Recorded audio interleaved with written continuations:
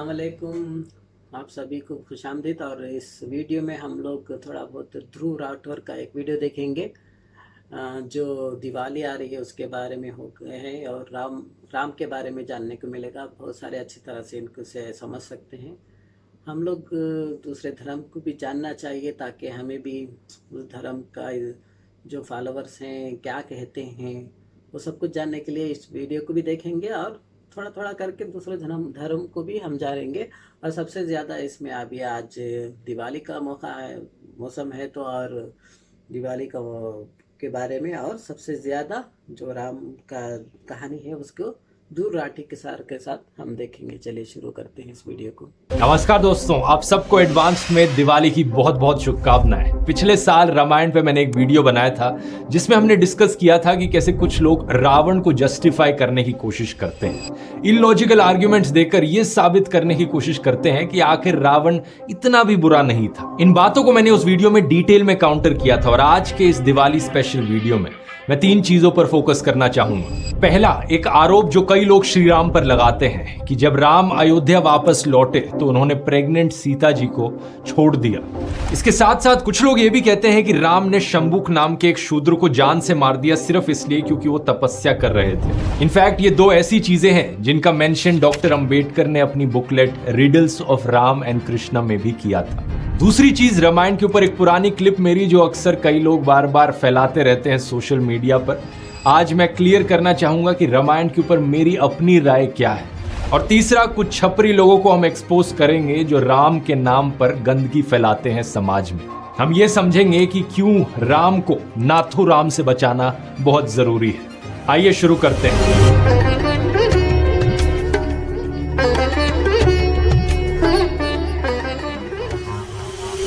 दोस्तों, आपने अक्सर ये कुछ पुरानी फिल्मों में और स्टोरी बुक्स में देखा होगा कि जब कहानी खत्म हो जाती है तो एंड में लिखा आता है and they lived happily ever after.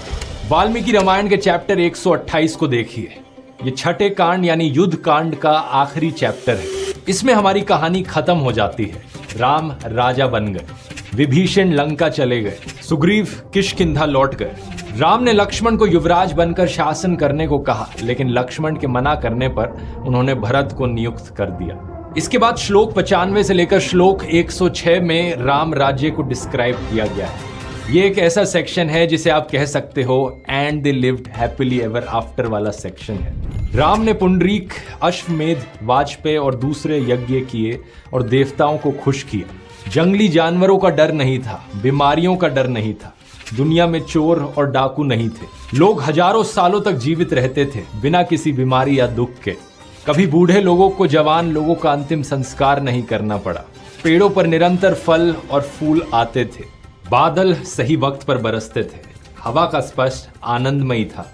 ब्राह्मण, क्षत्रिय, वैश्य और शूद्र अपना अपना काम कर रहे थे। अपने काम से संतुष्ट थे, खुश थे और लालच रहित थे। श्लोक 106 में लिखा है सर्वे लक्षण संपन्ना सर्वे धर्म परायणा 10 वर्ष सहस्त्र शनि रामो राज्यम कार्यत। इसका मतलब है कि सब में डिस्टिंक्ट क्वालिटीज होती थी और सब एज पर धर्म बिहेव करते थे, यानी एथिकली बिहेव करते थे। इसलिए राम का राज 10,000 सालों तक चला। अब ये सब सुनकर एक चीज तो आपको क्लियर हो ही गई होगी कि एक हैप्पीली एवर आफ्टर वाली एंडिंग है कहानी की। खुद ही सोचकर देखो, क्या सेंस बना कि कहानी इसके आगे भी कंटिन्यू रहेगी? अगर हमारी कहानी किसी भी सेंस में अधूरी थी तो इतनी डिटेल में इस हैप्पीली एवर आफ्टर वाले सेक्शन को लिखने का कोई तुक नहीं बनता। और बात कुछ ऐसी है कि जो आरोप यहाँ राम पर लगाए जाते हैं कि उन्होंने सीता जी को छोड़ दिया और एक शूद्र को मारा, वो सब उत्तर कांड का हिस्सा है। और ये उत्तर कांड एक ऐसा एडिशन है जो रामायण की कहानी में बाद में किया गया है। एक ऐसा एडिशन जो इस हैप्पीली एवर आफ्टर की एंडिंग को जबरदस्ती आगे कंटिन्यू रखता है। इसके कई एविडेंसेस हैं यहाँ पर कि कहानी एक्चुअली में वहीं पर खत्म हो जाती है। इस last happily ever after section के बाद सिर्फ एक सेक्शन बचता है रामायण में, जो है फलश्रुति का सेक्शन। इसमें सिर्फ ये बताया गया है कि क्या अच्छे इफेक्ट्स आप पर होंगे अगर आप इस पर्टिकुलर स्क्रिप्चर को सुनोगे तो। फाइनल श्लोक 125 में लिखा गया है यह बखान सभी अच्छे लोगों को सुनना चाहिए जो बुद्धिमता, दीर्घायु, सेहत, प्रसिद्धि, भाईचारा, होशियारी और कल्याण चाहते हैं। यह है ओरिजिनल वाल्मीकि रामायण की एंडिंग। और इसी फलश्रुति सेक्शन में एक श्लोक है, श्लोक 108, जिसमें मेंशन किया गया है यह आदि काव्य है जो सबसे पहले वाल्मीकि द्वारा लिखा गया है। एक बार फिर से इससे साबित होता है कि इस पॉइंट पर स्क्रिप्चर कंप्लीट हो गया है। अब यहाँ पर यह भी मेंशन करना जरूरी है दोस्तों कि उत्तरकांड में कुछ ऐसी चीजें लिखी गई हैं जो पीछे की वाल्मीकि रामायण की कहानी को नेगेट करती हैं, यानी उसकी उल्टी हैं। फॉर एग्जाम्पल, हमने देखा कि कैसे राम राज्य को डिस्क्राइब किया गया है। सभी लोग खुश थे, सब वर्णों के लोग अपना काम करते थे, हजारों साल जीते थे बिना किसी दुख के। लेकिन उत्तरकांड में बताई गई शंबुक की कहानी इस डिस्क्रिप्शन के खिलाफ जाती है, क्योंकि इस कहानी में एक ब्राह्मण का बेटा मरता है और उसके बाद उसे बहुत ग्रीफ पहुंचता है और उसके बाद शंबुक को भी मारा जाता है राम के द्वारा। लेकिन वाल्मीकि ने एंड में लिखा था, किसी भी बूढ़े को जवान बेटे का अंतिम संस्कार नहीं करना पड़ा। एक और एग्जाम्पल सुनिए। इसी कहानी में राम पुष्पक विमान पर बैठकर शंबुक को ढूंढते हैं, लेकिन वाल्मीकि रामायण ने जो लिखा था उसके युद्ध कांड के चैप्टर 127 में जब राम वापस अयोध्या लौटते हैं तो पुष्पक विमान वापस कुबेर के पास भेज देते हैं। और कुबेर की बात की जाए तो उत्तरकांड के चैप्टर 13 में लिखा गया है कि रावण और बाकी और राक्षस बहुत से ऋषि और देवताओं के यज्ञ को डिस्टर्ब कर रहे थे। ये सुनकर कुबेर एक मैसेंजर भेजते हैं रावण के पास। ये मैसेंजर पहले विभीषण से मिलता है और वे उसे रावण के पास ले गए। रावण उस मैसेंजर को मार देता है तलवार के जरिए और राक्षस उसकी डेड बॉडी को खाते हैं। ये कहानी का हिस्सा एक तरीके से प्रीक्वल है जो सीता के अबडक्शन से काफी पहले की बात है। लेकिन वाल्मीकि रामायण की कहानी में जब सीता का अपहरण किया जाता है तो राम काफी सारे पीस मैसेंजर्स भेजते हैं पहले रावण के पास, पहले अंगद फिर हनुमान। और जब हनुमान को रावण के पास लाया जाता है, रावण सोच रहा होता है कि हनुमान के साथ क्या किया जाए। विभीषण से एडवाइस के लिए पूछता है। सुंदरकांड चैप्टर 52 श्लोक 15 विभीषण कहते हैं कि किसी दूत के लिए कुछ सजा है, हाथ पैर काट देना, कोड़े मारना, सिर का मुंडन करना, शरीर पर निशान बना देना। लेकिन हमने कभी किसी दूत की हत्या के बारे में नहीं सुना है। अब अगर उत्तरकांड की बात को सच मानोगे तो रावण ने कुबेर के मैसेंजर को पहले ही मार दिया था, तो विभीषण ऐसा कहते ही क्यों? तो दोस्तों, इन सब सबूतों को देखकर एक चीज बड़ी क्लियर हो जाती है कि उत्तरकांड ओरिजिनल रामायण की कहानी का हिस्सा नहीं है, इसे बाद में ऐड किया गया है। और जिस तरीके से इसकी कहानी ओरिजिनल कहानी को नेगेट करती है, इसे रामायण का कंटिन्यूएशन कभी भी नहीं कंसिडर किया जाना चाहिए। अब एक सवाल आपके मन में आएगा कि उत्तरकांड आखिर लिखा किसने और ये कब लिखा गया? हिस्टोरिकली हमारे पास इसका कोई ठोस सबूत नहीं है, लेकिन हम अंदाजा लगा सकते हैं कि एक ऐसी कहानी है जो ब्राह्मणिकल सुपीरियोरिटी और कास्टिज्म को प्रमोट करने के लिए ऐड करी गई है। ये दर्शाना कि ब्राह्मण शूद्र के ऊपर है। और सीता की भी जो कहानी है वो एक ऑब्वियस अटेम्प्ट लगता है पेट्रियार्की को प्रमोट करने का, कि आदमियों के हाथ में ताकत है और आदमी औरत को कंट्रोल करते हैं। ऐसा लगता है कि समाज में कुछ कास्टिस्ट और सेक्सिस्ट लोगों ने रामायण में इस कंटिन्यूएशन को जबरदस्ती ऐड किया ताकि अपना एजेंडा चला सकें वो एक समय पर। और एजेंडा की बात करी जाए तो कुछ लोग आज भी हैं ऐसे जो राम का नाम इस्तेमाल करते हैं समाज में गलत चीजें प्रमोट करने के लिए, बुरी आदतें प्रमोट करने के लिए। जय श्री राम के नारे लगाना गुंडागर्दी करते वक्त, औरतों को गालियां देते वक्त। और इन्हीं सब लोगों को सबसे ज्यादा तकलीफ भी होती है मेरे ये रिलीजन के ऊपर वीडियोस देखकर, क्योंकि इन्हें लगता है कि इसने कैसे बोल दिया रिलीजन के ऊपर, ये तो अच्छी बातें बता रहा है लोगों को। अगर धर्म से ये अच्छी चीजें सीखने लग गए तो हम जो धर्म की ठेकेदारी कर रहे हैं वो तो खत्म हो जाएगी। फिर अक्सर ऐसे लोग मुझे बदनाम करने के लिए मेरी पुरानी क्लिप्स आउट ऑफ कॉन्टेक्स्ट दिखाकर शेयर करते हैं सोशल मीडिया पर कि देखो मैंने पहले क्या कहा था। एक ऐसी ही क्लिप मेरी रामायण के ऊपर ये शेयर करी जाती है इन लोगों के द्वारा। तो लोग बोलते हैं अच्छा क्योंकि वो ब्रिज एग्जिस्ट करता है इसलिए ये एक्चुअली में हमारी हिस्ट्री है, ये कहानी असली में हुई थी। लेकिन थोड़ा सा लोग एक लेवल तक ही सोचते हैं, उससे ज्यादा डीप नहीं जाते। इसमें थोड़ी डिडक्टिव रीजनिंग अप्लाई करके देखो, क्या एक मैन मेड चीज का एग्जिस्ट होना प्रूव करता है कि पूरी कहानी असली होती है? क्या ये वो लॉजिक नहीं हो गया कि स्पाइडरमैन में न्यूयॉर्क शहर दिखाते हैं, तो न्यूयॉर्क शहर तो असली में एग्जिस्ट करता है, तो स्पाइडरमैन भी असली होगा, स्पाइडरमैन भी असली में एग्जिस्ट करता है? नहीं होता है। इस क्लिप में मैं कह रहा हूं कि कैसे जब मैं छोटा बच्चा था 7-8 साल का, मैंने रामायण सुनी और मुझे लगा कि यार ये चीजें कैसे पॉसिबल हो सकती है। कैसे हो सकता है कि उस जमाने में एरोप्लेन्स हुआ करते थे और कोई पहाड़ी को उठाकर समुद्र के पार ले जा सकता था। जब मैं बच्चा था तब भी मुझे यकीन नहीं हुआ इन चीजों पर। मैंने ऐड किया कि ये तो वैसी कहानियां हो गई जैसे सेंटा क्लॉज की कहानियां होती हैं। ये इंटरव्यू मैं करण सिंह के साथ कर रहा था, फेमस मैजिशियन मेंटलिस्ट। वो भी बताते हैं कि कैसे जब वो गुरुद्वारा जाते थे तो उनके पेरेंट्स उन्हें लेकर जाते थे, लेकिन उन्हें भी भगवान में विश्वास नहीं था। हम यहाँ पर मोटे मोटे तौर पर डिडक्टिव रीजनिंग और एथिज्म की बात कर रहे थे। मैंने क्रिटिकल थिंकिंग और लॉजिकल फैलेसी समझाने के लिए स्पाइडरमैन का एग्जाम्पल लिया कि कैसे स्पाइडरमैन की कॉमिक्स में न्यूयॉर्क शहर का जिक्र किया जाता है। अब न्यूयॉर्क शहर तो असली में एग्जिस्ट करता है, लेकिन इसका मतलब ये थोड़ी हो गया कि स्पाइडरमैन भी असली है। सिमिलरली मैंने कहा कि अगर राम सेतु यहाँ पर असली है तो इसका मतलब ये नहीं कि रामायण में बताई गई कहानियां असली हो जाएंगी। लेकिन मैंने ये कभी नहीं कहा कि रामायण कभी हुई नहीं। ये बात बड़ी क्लियर है कि रामायण एक रिलीजियस स्क्रिप्चर है जिसे इतिहास में लिखा गया था। हिस्टोरियंस का एस्टिमेट है कि वाल्मीकि रामायण को 7th सेंचुरी और 4th सेंचुरी BC के बीच में कभी लिखा गया था। लेकिन क्या इस लेख में लिखी गई कहानियां असली में हुई थी या नहीं हुई थी, इसके बारे में अनफॉर्चुनेटली हम नहीं जानते। मेरा पर्सनली मानना है कि हो सकता है ये चीजें हुई हो पास्ट में, लेकिन उस तरीके से नहीं जिस तरीके से इन्हें लिखा गया है। ये लेख मेरा मानना है कि एक मेटाफोरिकल लेख है। जब बात करी जाती है कि भगवान हनुमान ने एक पूरी की पूरी पहाड़ी उठा ली और समुद्र पार उसे उड़ाकर ले आए, ये चीज फिजिकली पॉसिबल नहीं है, ये एक बच्चा भी समझ सकता है। लेकिन हो सकता है ये एक मेटाफर की तरह लिखा गया हो, क्योंकि अक्सर राइटिंग और कम्युनिकेशन में मेटाफर्स का इस तरीके से इस्तेमाल किया जाता है। अगर मैं कहता हूं कि देखो सौरभ कितना मुश्किल और कितना ज्यादा काम करता है, उसने तो अपने कंधों पर पूरा का पूरा पहाड़ उठा रखा है।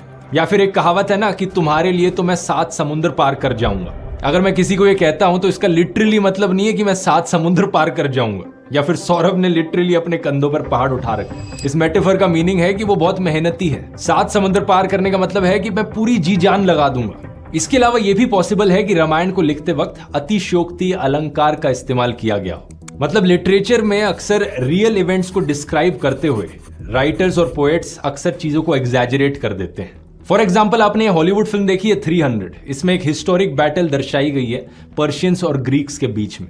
यह बात सच है कि यह बैटल इतिहास में एक्चुअली में हुई थी और ग्रीक्स बड़े बहादुरी से लड़े थे। लेकिन कई एंशिएंट ऑथर्स ने और फिल्म वालों ने भी इस चीज को बड़े एग्जैजरेटेड तरीके से दिखाया है कि 300 स्पार्टन्स 10 लाख पर्शियंस के खिलाफ लड़े।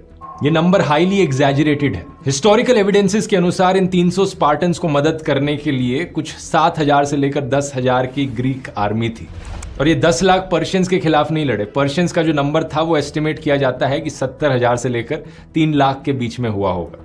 नो डाउट ये एक बहुत ही डिसप्रोपोर्शनल और ऐतिहासिक बैटल थी, लेकिन फिल्मों में पोएट्स और राइटर्स अक्सर चीजों को एग्जैजरेट करते हैं, चीजों को लार्जर देन लाइफ दिखाने के लिए, ताकि वो और एंटरटेनिंग बन सके।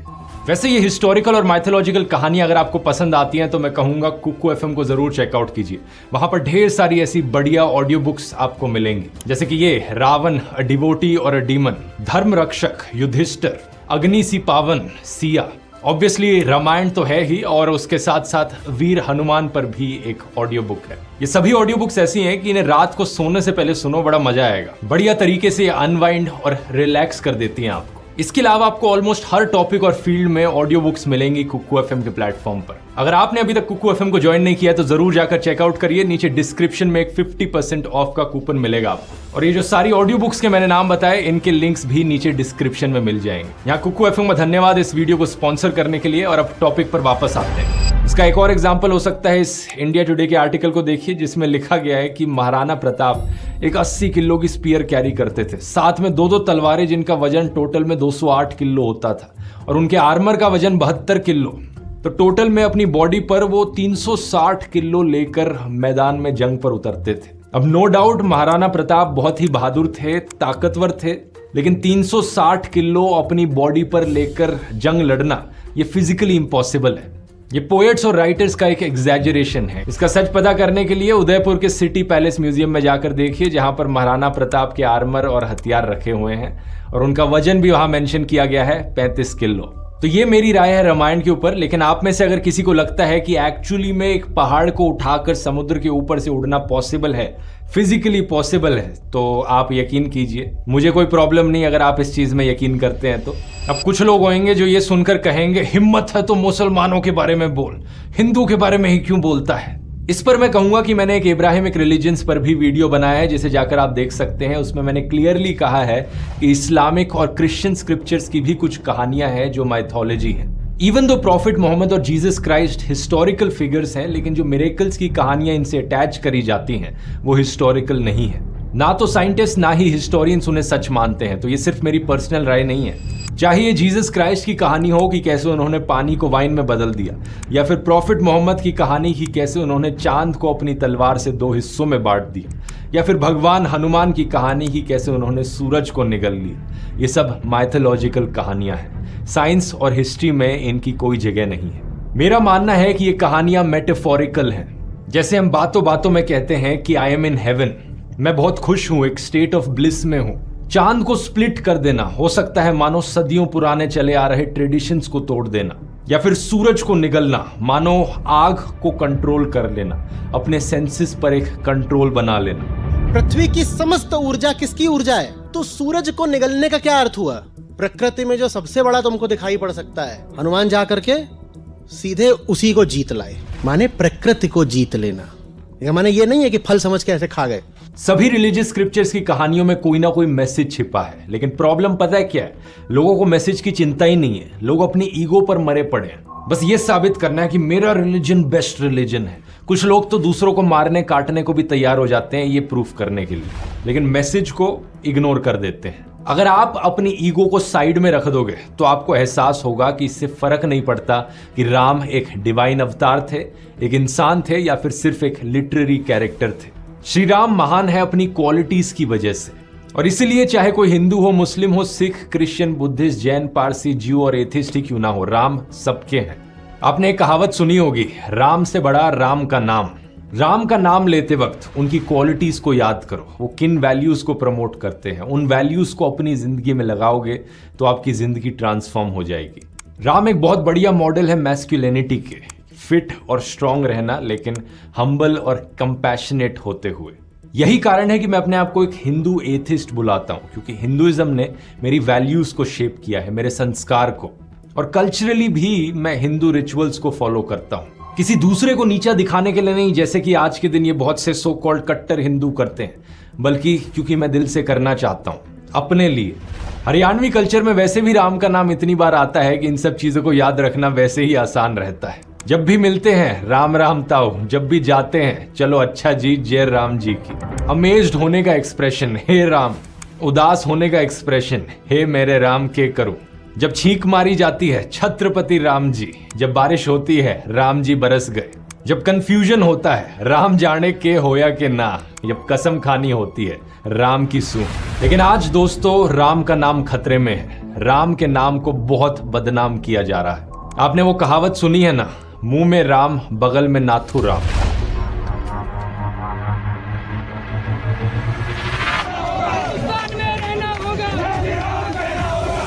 ये बात आज के दिन सच बन गई है। महात्मा गांधी जी एक बहुत बड़े राम भक्त थे, लेकिन आज के दिन नाथूराम गोडसे के छपरी फॉलोअर्स राम को हाईजैक करने की कोशिश करते हैं। नाथूराम गोडसे देशभक्त थे, हैं और रहेंगे। गोडसे जी को देवता तो ले मानता हूँ। गोडसे जी को, गोडसे जी बहुत हमारे प्रात स्मरणीय है। विरोधी हैं। एक चीज सुनिए, गोडसे विरोधी हैं कि नहीं है? नहीं है, देश को नहीं है, नहीं है। हमें रिपोर्ट्स देखने को मिलती हैं कि कैसे कुछ छपरी बदमाश लोग औरों को जबरदस्ती करते हैं कि जय श्री राम बोलो। मध्य प्रदेश की खबर, उत्तर प्रदेश के बुलंदशहर की खबर, कानपुर, उन्नाव, गाजियाबाद, राजस्थान के अलवर, दिल्ली में, असम में, झारखंड में, गुजरात, हरियाणा, हिमाचल, बिहार, हैदराबाद, तेलंगाना।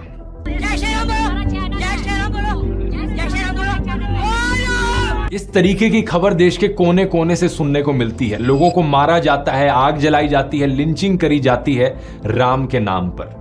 इन लोगों को ऐसी खबरें दिखाओगे तो इनकी तरफ से जवाब आता है कि लेकिन अरे उन मुसलमानों का क्या, वो भी के स्लोगन्स उठाते हैं? क्या आप स्लोगन्स को सपोर्ट करते हो? नहीं, कोई भी नॉर्मल इंसान ऐसे स्लोगन को सपोर्ट नहीं करेगा। लेकिन इन छपरी लोगों का माइंडसेट है कि मुस्लिम गलत कर रहा है तो हम भी करेंगे, वो दूसरा कुएं में कूद रहा है तो हम भी जाके कूदेंगे। अगर मुस्लिम्स को कॉपी ही करना है तो ये महान मुस्लिम लोगों को कॉपी कर सकते हैं, जैसे कि डॉक्टर एपीजे अब्दुल कलाम, या फिर doctor Salim Ali the Birdman of India, या फिर मोहम्मद रफी।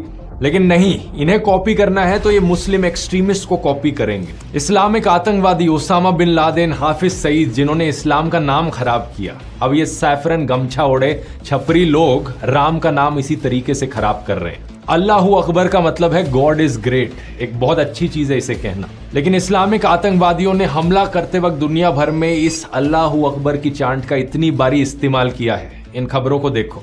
अल्लाहू अकबर के नारे लगाया। To have shouted Allahu Akbar. He pulled out a knife and attacked, shouting Allahu Akbar. आजान की प्रेयर शुरू होती है अल्लाहू अकबर कहने से, जो कि आपको पीस देती है, अंदर से शांति की फीलिंग देती है। I personally love अजान। जब हम लोग तनु मनु की शूटिंग भी कर रहे थे लखनऊ में, so I love the sound of it. लेकिन ये कट्टरवाद लोग इसी स्लोगन का इस्तेमाल करते हैं एक वॉर क्राई की तरह आतंकवादी हमले करते हुए। सिमिलरली जय श्री राम एक ऐसा स्लोगन है जिसे सुनकर मन के अंदर शांति आ जानी चाहिए। जय जय राम जय श्री राम, दो अक्षर का प्यारा नाम। लेकिन अब हमें क्या देखने को मिलता है कि वायलेंट भीड़ जाएगी इन लोगों की, हाथ में तलवारें और हथियार लिए और जय श्री राम के नारे लगाएंगे। इन न्यूज आर्टिकल्स को देखो। हम सब हिंदू लोग पूजा करते हैं मंदिरों में जाकर, लेकिन ये हथियार ताने छपरी लोग मस्जिदों में पहुंच जाते हैं हिंदू के त्योहारों में। राम का नाम इस्तेमाल करके ये जेनोसाइड के स्लोगन्स उठाते हैं। ये लोग अक्सर सोशल मीडिया पर लिखकर रखते हैं धर्मो रक्षति रक्षित। कहते हैं कि ये इसलिए कर रहे हैं कि ताकि ये धर्म को बचा सके। धर्मो रक्षति रक्षित, धर्म उन लोगों की रक्षा करता है जो इसकी रक्षा करते हैं। ये लोग कहते हैं कि ये धर्म को बचाने का काम कर रहे हैं। लेकिन ये जो कोट है पता है कहां से लिया गया है? मनुस्मृति से। धर्म की डेफिनेशन इसमें देखोगे पता है क्या है? कुछ इस तरीके से है। धर्म के 10 लक्षण हैं: धैर्य, क्षमा, संयम, चोरी ना करना, स्वच्छता, इंद्रियों की नियंत्रितता रखना, बुद्धि को बढ़ाना, ज्ञान लेना, सत्य का आचरण करना और शांत रहना। लेकिन क्या कोई भी चीज इनमें से एक भी इंसान ये कर रहा है? कोई नहीं कर रहा। सिर्फ सोशल मीडिया पर ये लोग माँ बहन की गाली देने का काम करते हैं। महाभारत में बार बार लिखा गया है अहिंसा परमो धर्म, अहिंसा परम धर्म है। रामचरितमानस में तुलसीदास कहते हैं परहित सरिस धर्म नहीं भाई, पर पीड़ा सम नहीं अधमाई। परोपकार से बढ़कर दूसरा धर्म नहीं है और किसी को दुख पहुंचाने से बढ़कर कोई दूसरा अधर्म नहीं है। वाल्मीकि रामायण अयोध्या कांड चैप्टर 14 श्लोक 3। जिन्हें धर्म का ज्ञान है वे कहते हैं कि सत्य ही सर्वोच्च धर्म है। तो धर्म का मतलब है अपनी मॉरल ड्यूटी करना, अपना धर्म निभाना। लेकिन आज कुछ लोग धर्म के नाम पर रेप करने वाले दरिंदों को मिठाई खिलाते हैं, लिंचिंग अक्यूज के सपोर्ट में महापंचायत कराते हैं, एप्स बनाकर औरतों की नीलामी करते हैं। मैं इन छपरी लोगों को चैलेंज करना चाहता हूं, वाल्मीकि रामायण में एक भी श्लोक दिखा दो जो इस नफरत को जायज ठहराता हो। वैसे ये लोग चैलेंज तो तब एक्सेप्ट करेंगे ना जब इन्हें पढ़ना लिखना आता होगा। इसलिए मैं कहूंगा दोस्तों कि हम सभी समझदार हिंदुओं को इकट्ठा होकर इनके खिलाफ आवाज उठाने की जरूरत है, ताकि हम राम को बचा सकें नाथू राम से। कोई धर्म के नाम पर आपको बेवकूफ ना बना सके, इसलिए रिलीजियस स्क्रिप्चर्स को खुद से पढ़िए। मैं पूरी वाल्मीकि रामायण का लिंक नीचे डिस्क्रिप्शन में डाल रहा हूं, और जब टाइम मिले पढ़कर देखना कि क्या वैल्यूज वहां सिखाई जाती हैं। जय जय राम, जय सिया राम। वीडियो पसंद आया तो यहाँ क्लिक करके रामायण वाला पिछला वीडियो देख सकते हैं। बहुत बहुत धन्यवाद।